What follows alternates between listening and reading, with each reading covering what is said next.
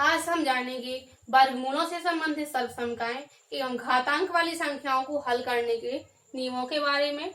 वर्गमूलों से संबंधित सर्वसमीकरणों के बारे में जानते हैं। पहले यदि a और b दो वास्तविक संख्याएं हों तब पहली सर्वसमीकरण होती है root a into root b बराबर होता है रूट ab।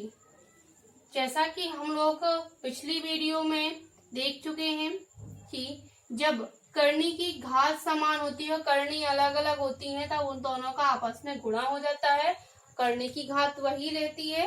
इसकी विस्तार से जानने के लिए दिए गए आई बटन पर क्लिक करके आप पिछली वीडियो में इसकी डिटेल्स को देख सकते हैं। इसका दूसरा नियम होता है रूट a बटे रूट b बराबर होता है रूट a बटे b। जब अंश और हर में दोनों में घात समान हो और संख्याएं अलग अलग हो तब दोनों पर समान की घात आ जाती है। यहाँ रूट a है बटे में रूट b है, तो यहाँ पर रूट दोनों पर रूट हो जाएगा रूट a बटे b। इसका मतलब होता है a पर भी रूट है और b पर भी रूट है। इसकी तीसरी सर्वसमीकरण है root a plus root b into root a minus root b बराबर होता है a माइनस b। ये होती है तीसरी सर्वसमीकरण। अब यहाँ पर सवाल ये आता है कि ये कैसे होता है, तो हम इसको सिद्ध करके देखते हैं। LHS बराबर, इसका LHS लेकर चलते हैं। यहाँ पर सबसे पहले रूट a का पूरे में गुणा होगा, फिर प्लस है तो प्लस का चिन्ह लगाएंगे और रूट b का पूरे में गुणा करेंगे। पहले रूट a का करते हैं, रूट a का होगा पूरे में गुणा, तो हो जाएगा root a minus root b plus, अब रूट b है प्लस रूट b, अब प्लस रूट b का पूरे में गुणा करेंगे, root a minus root b।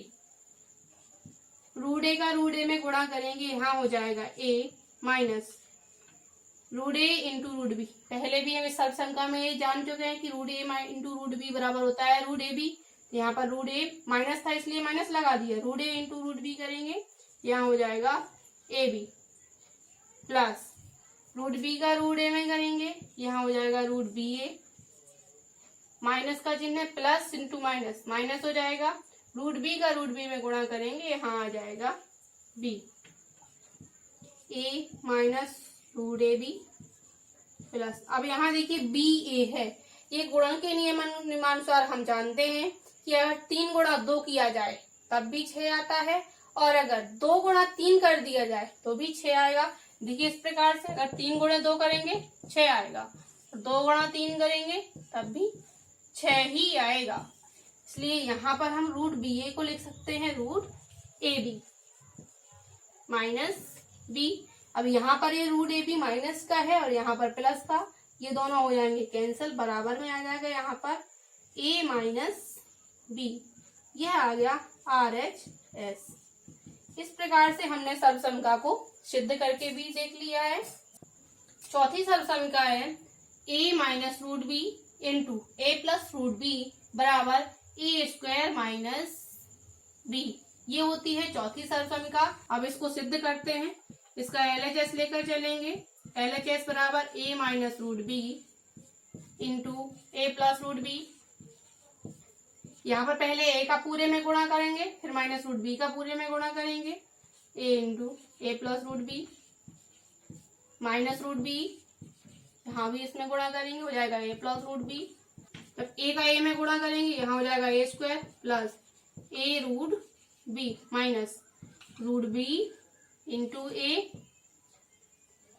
Minus plus minus हो जाएगा, रूट बी का रूट बी में गुणा करेंगे, यहाँ हो जाएगा b A square plus A root B.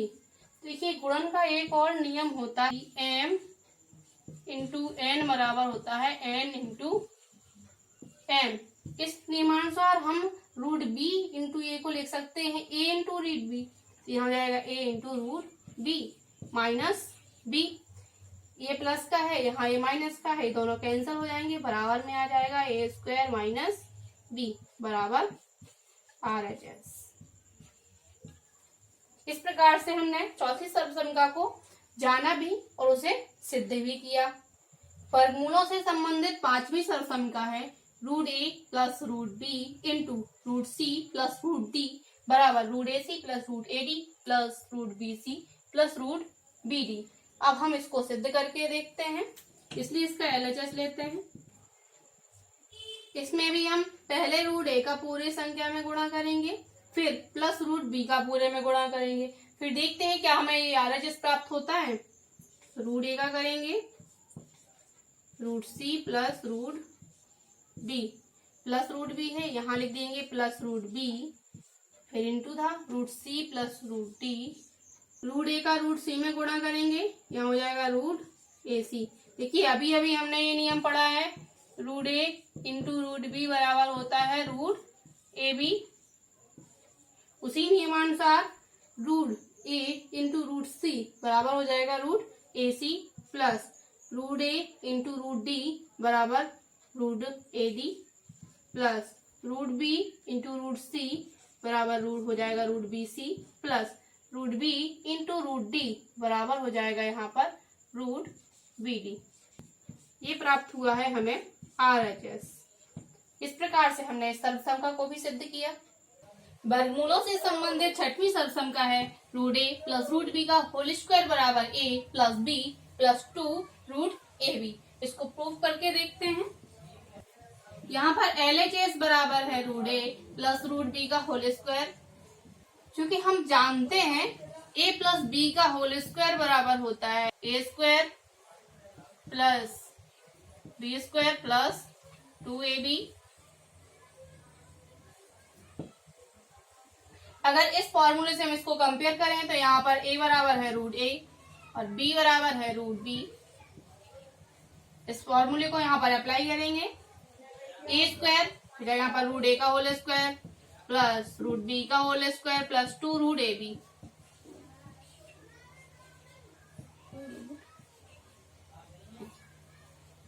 जब इसको रूट को इसका स्क्वायर करेंगे यहाँ हो जाएगा a।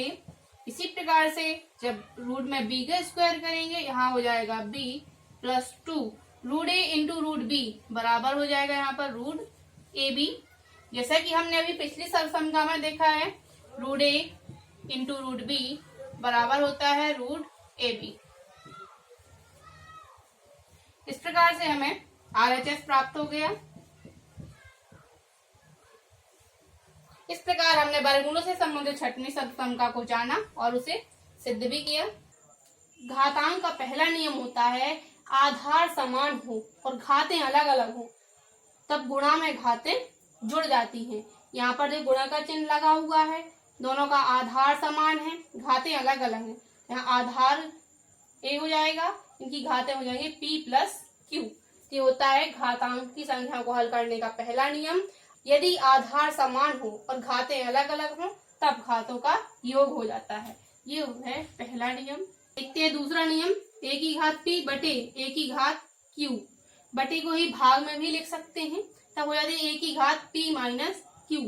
आधार समान होने पर भागफल में घातें घट जाती हैं या उनका अंतर हो जाता है। इसी को देखो हम इस रूप में भी लिख सकते हैं। हम a की घात p बटे का मतलब होता है भाग, तो यहाँ भाग का चिन्ह लगा देंगे। a की घात q बराबर हो जाएगा a की घात p माइनस q। भागफल में आधार समान होने पर घातों का अंतर हो जाता है। ये है दूसरा नियम।